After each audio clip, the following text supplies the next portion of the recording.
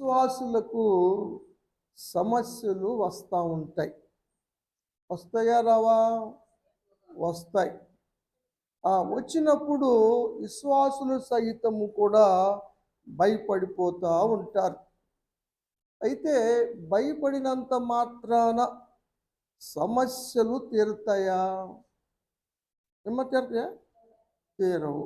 మరి ఏం చేస్తే తీరుతాయి? తీర్చగలిగినటువంటి దేవునికి విశ్వాసముతో ప్రార్థన చేస్తే దేవుడు ఆ సమస్యలు తీరుస్తాడు. ఏదైనా, ఏ భయమైనా, ఏ కలవరమైనా, ఏ సమస్య అయినా నీకుంటే, నువ్వు దేని గురించి భయపడుతున్నావో, దేని గురించి బాధపడుతున్నావో, ఆ సమస్యను తీర్చగల సమర్థుడు దేవుడు కాదంటారా? ఏమ్మా? సమర్థుడే, దేన్నైనా ఆయన తీర్చగలడు. కాబట్టి నువ్వు ధైర్యంగా ఉండాలి. ధైర్యంగా ఉండి విశ్వాసంతో ప్రార్థన చేసుకుంటే ఆ సమస్య తొలగిపోతుంది. అలా జరిగిన సంఘటనలు పరిశుద్ధ గ్రంథంలో ఉన్నాయా లేవా? మన సంఘంలో జరిగినాయా లేవా? మరి ఎందుకని మీరు దాన్ని అవగాహన చేసుకొని ధైర్యంగా ఉండలేకపోతున్నారు? ఎందుకు భయపడుతున్నారు? పరిస్థితులను బట్టి. పరిస్థితులను బట్టి ఎప్పుడు భయపడతాం? విశ్వాసం లేనప్పుడు, పరిస్థితుల వైపు చూసినప్పుడు. ఇప్పుడు పరిస్థితుల వైపు కాకుండా ఆ పరిస్థితులను సాల్వ్ చేయగలిగినటువంటి దేవుని వైపు చూస్తే ఆ పరిస్థితిని భయపడుతుందా? ఆ సత్యాన్ని ఈరోజు మనం ధ్యానం చేద్దాం. ఏమ్మా? విశ్వాసుల తండ్రి అయిన అబ్రాహాము గారే భయపడ్డాడు. భయపడిన సందర్భంలో ఎందుకు భయపడ్డాడు అంటే, తన తర్వాత తనకు వారసత్వం లేదని, తన ఆస్తి అంతటికి పనివాడైన ఎలియాజరే, దమస్కు పట్టణం నుంచి వచ్చిన పనివాడు ఎలియాజరే వారసుడు అవుతాడు కదా, మరి నా సంతతి వారసుడు కాలేడు కదా, నాకు సంతానం లేదు కదా అని భయపడ్డాడు. అప్పుడు ఏం జరిగిందో 15వ అధ్యాయంలో చూద్దాం. ఆదికాండం 15వ అధ్యాయం 1వ వచనం. యెహోవా వాక్యము అబ్రహాము దగ్గరకు వచ్చెను. ఇక్కడ దర్శనములో అబ్రహాం దగ్గరికి వచ్చింది ఎవరు? యెహోవా కాదు, యెహోవా వాక్యము. పాత నిబంధన కాలములో యెహోవా వాక్యముగా ఉండేవారు యేసు ప్రభువారు. కాబట్టి అబ్రహాముకి దర్శనంలో వచ్చింది ఎవరు? యేసు ప్రభువారే. యేసు ప్రభువారికి అబ్రహాం గారు ఏం చెప్పాడు? యేసు ప్రభువారు ఏం చెప్పాడు? చదువము. అబ్రహామ, భయపడకము, నేను కేడముగా ఉంటాను, నీ బహుమానం నేను అత్యధికం చేస్తానని వాక్యమైన దేవుడు యేసు ప్రభువారు చెప్పారు. చదువు. అప్పుడు అబ్రహాం గారు తన బాధను దేవునికి తెలియచేస్తున్నాడు. నాకు ఏమిచ్చినా, ఏం సుఖము, ఆస్తిపాస్తులు ఉన్నాయి, ఎండి బంగారాలు ఉన్నాయి, గొడ్డు గోదలు ఉన్నాయి, అన్నీ ఉన్నాయి, కానీ సంతానం లేదు కదా. చదువు.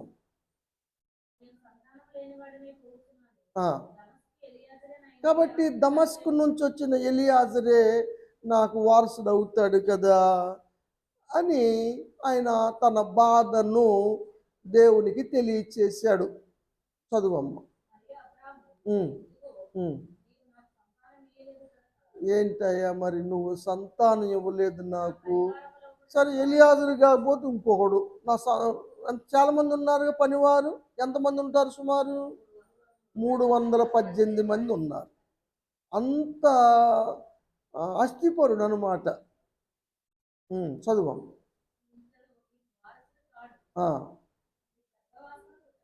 అప్పుడు యెహోవా మధ్యలో చదవల 4వ వచనం చదువు.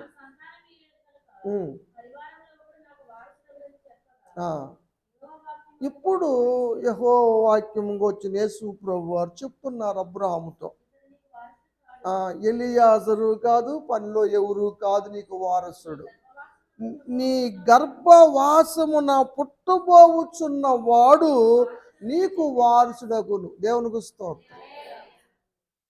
అంటే ఇంకా పుట్టబోవుచున్నాడు, అతడు వారసుడవుతాడు కదా. ఇప్పుడు సీని గారికి, ఇందు ప్రియాకి ఇప్పుడు సంతానం కావాలనుకొని ప్రార్థన చేసిన వారందరికీ దేవుడు వారి గర్భాన సంతానాన్ని పుట్టించబోతున్నాడు. దేవునికి స్తోత్రం. మరి ఏం చేయాలి వీళ్ళంతా? అబ్రహాం గారు శారా ఏం చేశారో అది చెయ్యాలి. ఏం చేశాడు అబ్రహాం గారు? ఏం చేశాడు? శారా ఏం చేసింది అన్న విషయాన్ని మనం చూస్తే, విశ్వాసంగా ఉండి ప్రార్థన చేసుకుంటే దేవుడు తప్పనిసరిగా తన వాగ్దానాన్ని జరిగిస్తాడు. అబ్రహాం గారు ఏం చేశాడో రోమీలికి రాస్తాడు పౌలు గారు, 4వ అధ్యాయము 19వ వచనం. రోమా పత్రిక 4వ అధ్యాయం 19వ వచనం. విశ్వాసమునందు బలహీనుడు కాలే. ఎవరైనా సరే మీ కార్యం జరగాలంటే విశ్వాసంలో బలహీన పడకూడదు. శారీరకంగా బలహీన పడ్డా పర్లేదు, కానీ విశ్వాసంలో బలహీన పడకూడదు. విశ్వాసంలో బలహీన పడితే కార్యము పోస్ట్పోన్ అవుతుంది. ఎప్పుడు దాకా? మరలా విశ్వాసంలో బలపడేదాకా. అలా పెంచుకుంటారు మీరు. అందుకని విశ్వాసంలో బలంగా ఉండండి. చదువమ్మ.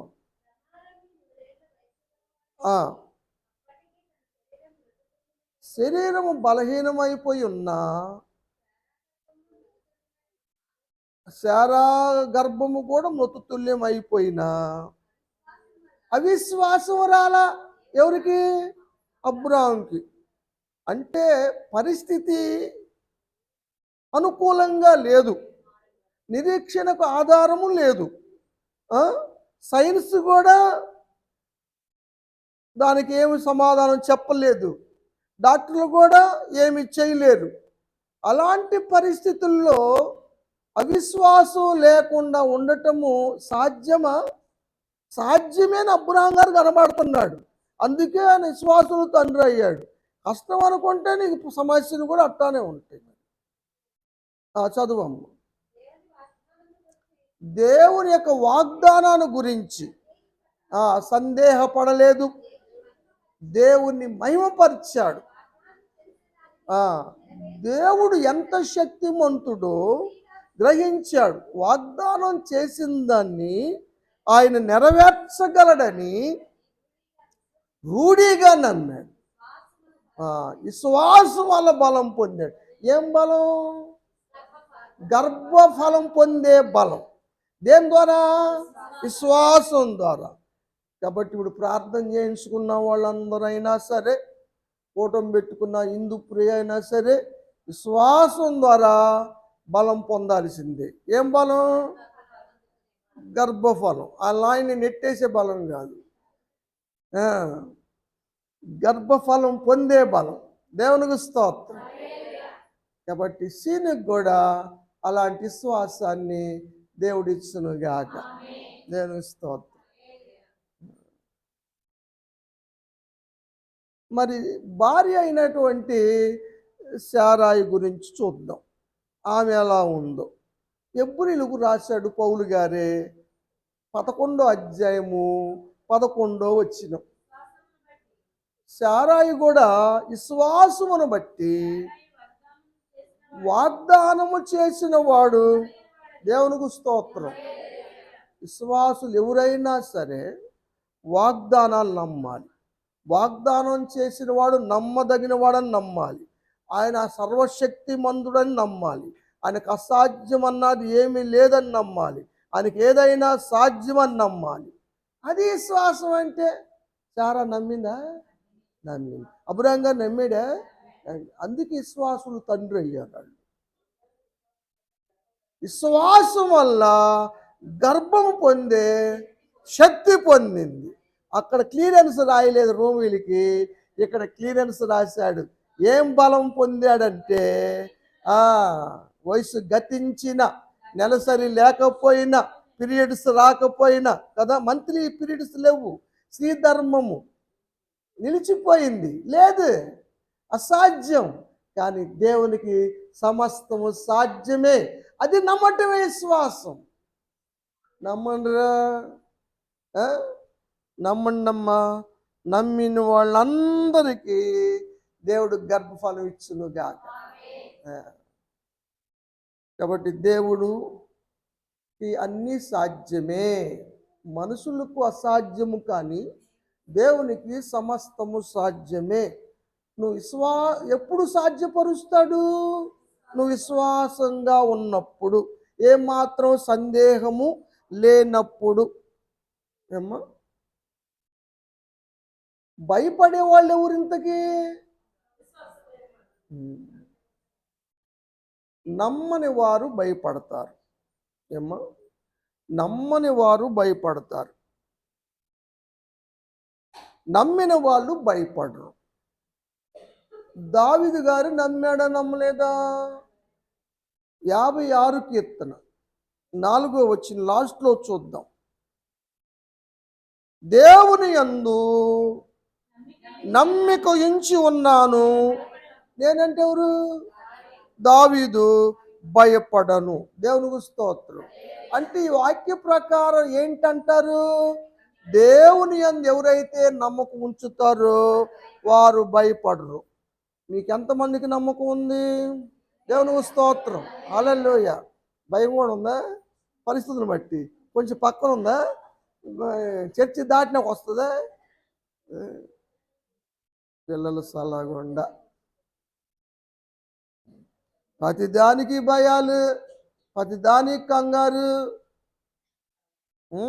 కలవరాలు, ఏదో భయపడంత మాత్రం సమస్య తీరిపోయినట్టు అప్పుడుకప్పుడే. కాబట్టి ప్రియమైన దేవుని బిడ్డలారా, నా ఆత్మీయ బిడ్డలారా, భయపడమాకండి. దేని విషయంలో? దేవుని స్తోత్రం. హల్లెలూయా. ఇంకా భయపడేవారు ఎవరు అంటారు? అల్ప విశ్వాసులు భయపడతారు అని నేను అనలేదు, యేసు ప్రభువారు అన్నారు. సరే, 8వ అధ్యాయం మత్తయి సువార్త 23వ వచనం. యేసు ప్రభువారు దోణిలో ప్రయాణం చేస్తున్నారు. ఆయనతో పాటు శిష్యులు కూడా ఎక్కారు. చదువు. వెళ్ళారు. సగం లెక్కెళ్ళిన తర్వాత సముద్రం మీద తుఫాను వచ్చింది. దోణి మీదకి అలలు వచ్చి పడుతున్నాయి. యేసు ప్రభువారు రిలాక్స్గా కొనుక్కున్నారు. వీళ్ళు నిద్రపోతున్నారు అనుకుంటున్నారు. వీళ్ళు ఏం చేస్తారు? ప్రాక్టికల్స్ నేర్పుతున్నారు యేసు ప్రభువారు. ఈ మూమెంట్లో వీళ్ళు ఎలా ప్రవర్తిస్తారు అన్నది దేవుడు గమనిస్తున్నాడు. ఆయన నిద్రపోతే ఎక్కడ ఉంటుంది అసలు సృష్టి? చదువమ్మ.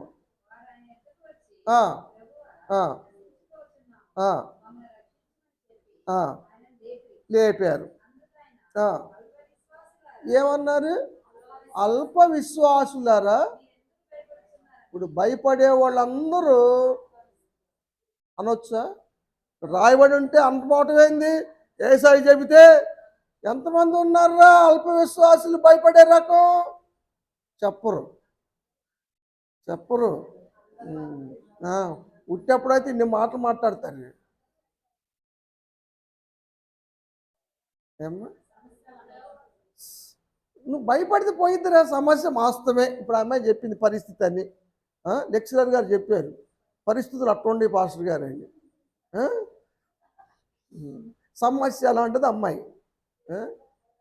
సరే, భయపడినంత మాత్రాన, ఏడ్చినంత మాత్రాన, దిగులు చెందినంత మాత్రాన పోయిద్దా?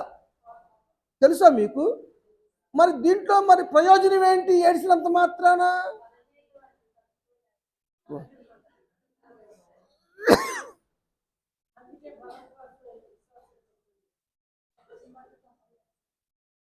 ఇంకా భయపడేవారు ఎవరయ్యా అంటే ఇంకా నమ్మకం లేని వాళ్ళు. ఎవరి మీద? పాస్టర్ గారి మీద కాదు, దేవుని మీద సైతం. సార్ నా మీద నమ్మకం తగ్గినా పర్లేదమ్మా, నేనేమనుకోను. దేవుని మీద తగ్గితే ఎలాగ చెప్పండి? ఎందుకంటే నాకైనా నీకైనా చేయాల్సింది ఆయనే, నేను ప్రార్థన చేసినా చేయాల్సింది ఆయనే కదా. మార్కు సువార్త 4వ అధ్యాయం 39వ వచనం. గాలిని గద్దించారు, నిశ్శబ్దమై ఊరకుండమన్నారు.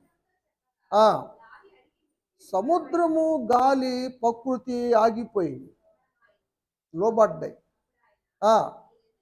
మీరెందుకు భయపడుతున్నారు?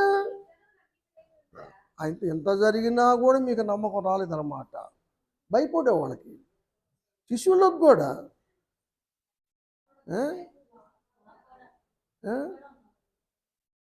ఇలా అయితే ఎలారా? సంవత్సరాలు గడుస్తున్నాయి కదరా, కార్యాలు చూస్తున్నారు కదా, అసలు జరగకపోతే మీరు అన్నా బాధ లేదు.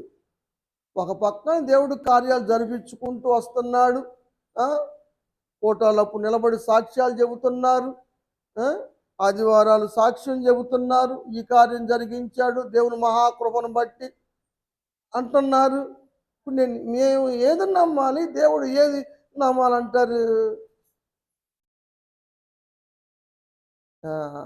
శిష్యులతో అన్నారు యేసు ప్రభు వారు, మీకు ఇంకా నమ్మిక లేక ఉన్నారా అని. చదువమ్మ. ఇంకా పోయిందా? ఇంకంట ఈయన ఎవరురా, తెలియదా ఈయన ఎవరు అని శక్తి ఏంటో శిష్యులకు తెలియదా? నీకు తెలుసా? తెలిసి ఎందుకు భయపడుతున్నా? ఆయన ఎంత శక్తిమంతుడో నీకు తెలుసు. వాళ్ళు కూడా తెలిసినా కూడా భయపడి ఈయన ఊర్రా, ఈయనకు లోపడుతున్న ఏందిరా అని చెప్పుకోవడం. అలాంటి అపనమ్మికలు, అవిశ్వాసాలు మనల్ని ముంచేస్తాయి. ఇందాక జేమ్ గారు చెప్పారు, పేతురు గారని, ఆయన కూడా అల్పవిశ్వాసం అని మునిగాడు. అల్పవిశ్వాసం ముంచేస్తుంది సమస్యల్లో. విశ్వాసము బైక్ నడిపిస్తుంది. మరి మీ ఇష్టం. ఇక నేను మాత్రం ఎంతసేపు చెబుతా, ఎన్ని సంవత్సరాలు చెబుతాను.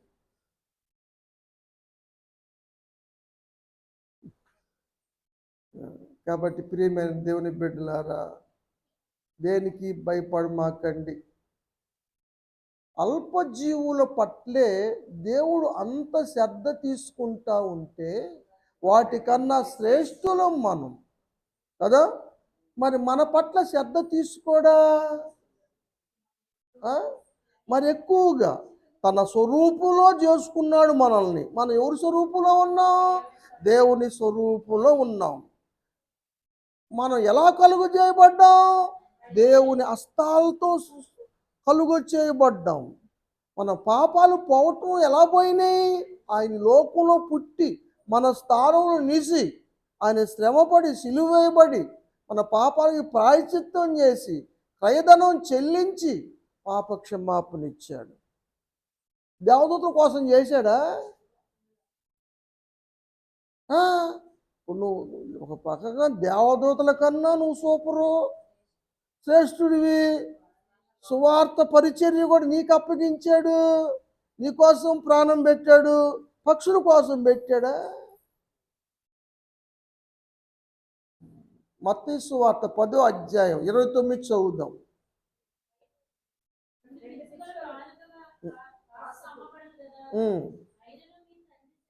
దేవుని సెలవు లేకుండా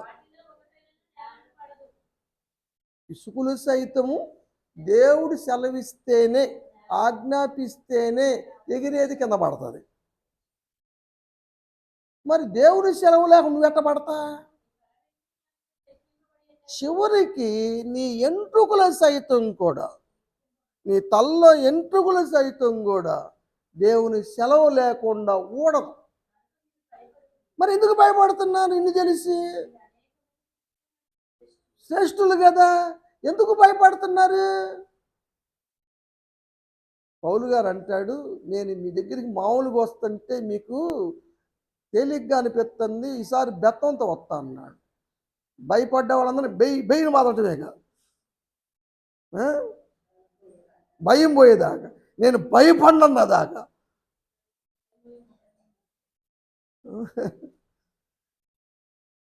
వాక్యం తెలుసురా, వాక్యం చదువుతున్నారా? అవును, అన్నీ ఉన్నాయి.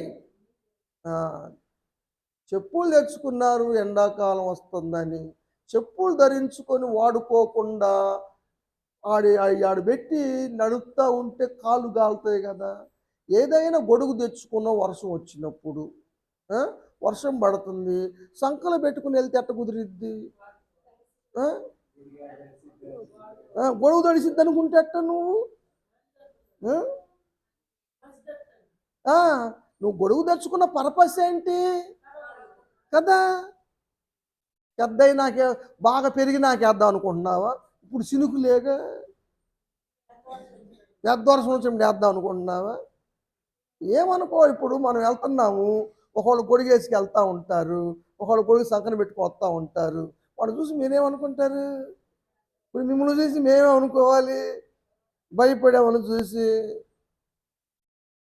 ఏమ్మా దేవుడు ఏమనుకోవాలి? దేవుని శక్తిని మీరు శంకిస్తున్నారా? దేవుని సామర్థ్యతను మీరు అంచనా వేయటం లేదు. శిశువు లేక తయారవుతున్నారు.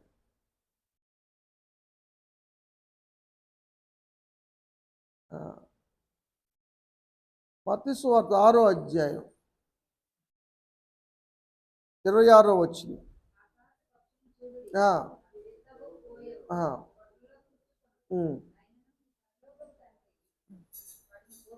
దేవుడు పోషిస్తున్నాడా లేదా?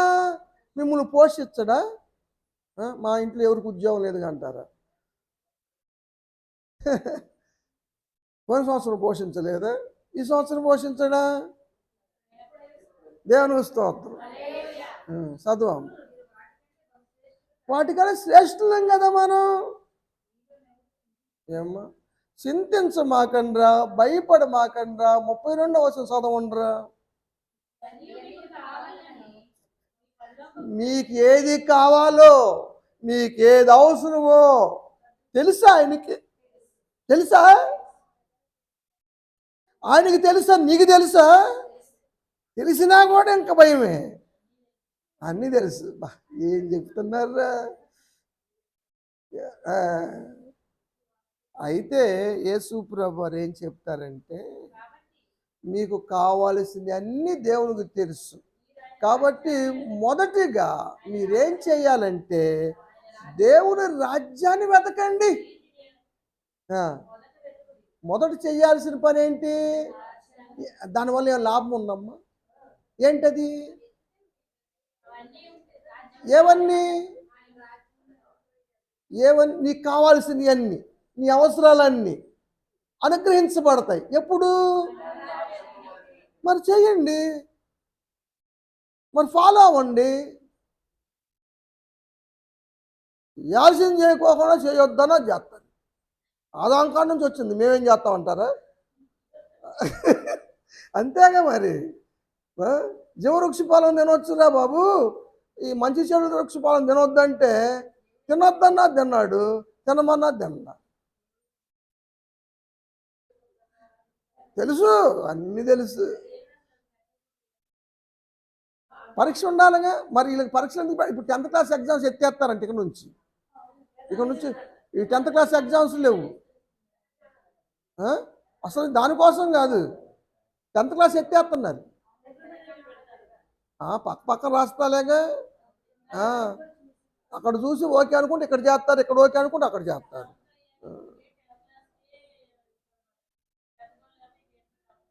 మరి అదేగా, మరి అందుకేగా పరీక్షలు అదే కదా. నువ్వే చదువుతుంటేవి 2 పరీక్ష లేకపోతే ఎలాగా? అందుకే ఆదాముకు పరీక్ష అది. పరీక్ష లేకపోతే ఏమైంది? నీ కాల్సి ఎట్ట తెలిసిద్ది? మరి ఆ పరీక్షలో పాస్ అవ్వలేదు, అవమంగానే ఆదాం కానీ. పాస్ అవ్వాలా.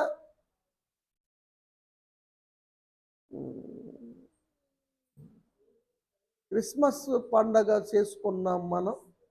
క్రిస్మస్ పండగలో చాలా నూతన విషయాలు తెలుసుకున్నాం. మరి దేవదూతల పరిచర్యను గురించి కూడా మనం ధ్యానం చేసాం. అయితే 2 విషయాలు చెప్పి ముగిస్తాను. వాటిల్లో ఒకటి, ప్రభువు దూత అయిన గాబ్రియేలు జకరియా గారి దగ్గరికి వచ్చాడు. వచ్చి చెప్పిన మొట్టమొదటి మాట లూకాసు వార్త 1వ అధ్యాయం 13వ వచనం. భయపడమాక. దేవుడు నిజంగా 365 సార్లు ఎందుకు రాయించాడు బైబిల్లో భయపడకని అని ఒకప్పుడు అనిపించేది. అంటే రోజు చెబుతానే ఉన్నాడు. నువ్వు రోజు చెప్పుకోగాక, సంవత్సరాలు పడి చెప్పుకోగాక, మేము మాత్రం పడేదే పడేది అంటారా? ఏం పిల్లలురా, ఇక కంకణంగా తొడగలరా? నిజం, పెండానం దొరగాల, గండ పెండారం.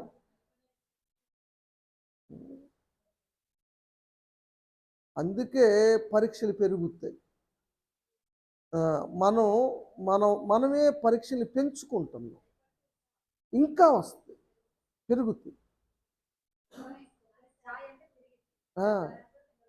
అంతే మరి. సరే, మంచిది, వెరీ గుడ్. భయపడమాక. మధ్యలో మిగిలిసారు. నీ ప్రార్థన వినపడింది. అంటే మీ ప్రార్థన వినపడి అన్నారా, వినపడలేదు అనుకుంటున్నారా? మీరు ప్రార్థన ఎందుకు చేస్తున్నారు చెప్పండి? ఎవరు వినాలని చేస్తున్నారు చెప్పండి? విన్నాడా అనుకుంటున్నారా, వినలేదనుకుంటున్నారా? మరి చేరిందనుకుంటున్నారా, చేరలేదనుకుంటున్నారా? మరి ఎందుకు భయం? ప్రశ్న చెప్పండి నాకు. ఇన్ని చెప్పి మీరు ఎందుకు భయపడుతున్నారు?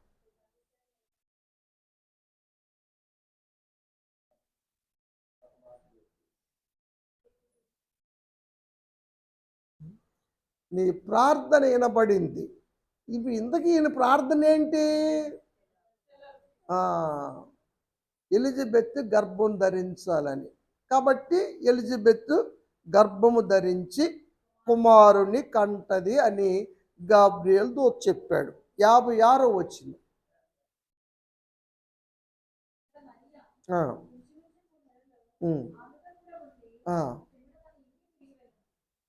56 కుమారుని కంది దూత చెప్పినట్టుగానే జరిగింది. అప్పుడు అందరేమనుకున్నారు? ఇరుగు పొరుగు వారు, ఇది ఆమె మీద ప్రభువు చూపిన మహాకనికరం. దేవునికి స్తోత్రం. ఈరోజు గర్భఫలం గురించి ప్రార్థన చేసిన వారందరికీ, ఈ కూటమి ఏర్పాటు చేసిన హిందూ ప్రియకు కూడా దేవుడు తన మహాకనికరం చూపును గాక, గర్భఫలాన్ని ఇచ్చును గాక. ఇస్తానలో చెప్పండి. అందుకని భయపడొద్దు. అందరూ సంతోషించారు. మరియతో కూడా ప్రభు దూత అయిన గాబ్రియేలు చెప్పిన మాట మనం చూస్తాం. లూకాసు వార్తలోనే 1వ అధ్యాయం 30వ వచనం. దూత అంటాడు, మరియా భయపడమా. ఈ భయం నుంచి వచ్చిందిరా బాబా.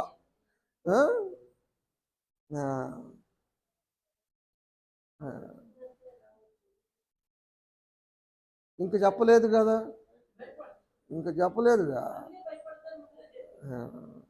భయపడమాక, నీవు దేవుని వలన కృప పొందితివి, నీవు గర్భము ధరించి కుమారుని కందు. దేవునికి స్తోత్రం. మీరు దేవుని కృప పొందారా, పొందలేదా? దేవునికి స్తోత్రం. దేవుని కృపను బట్టి 2024 సంవత్సరం అంతా దేవుడు కాపాడాడు. 2025 సంవత్సరం ప్రవేశపెట్టాడు అన్నది అంత ఉత్తిదేనా? మరి ఎందుకు భయపడుతున్నారు?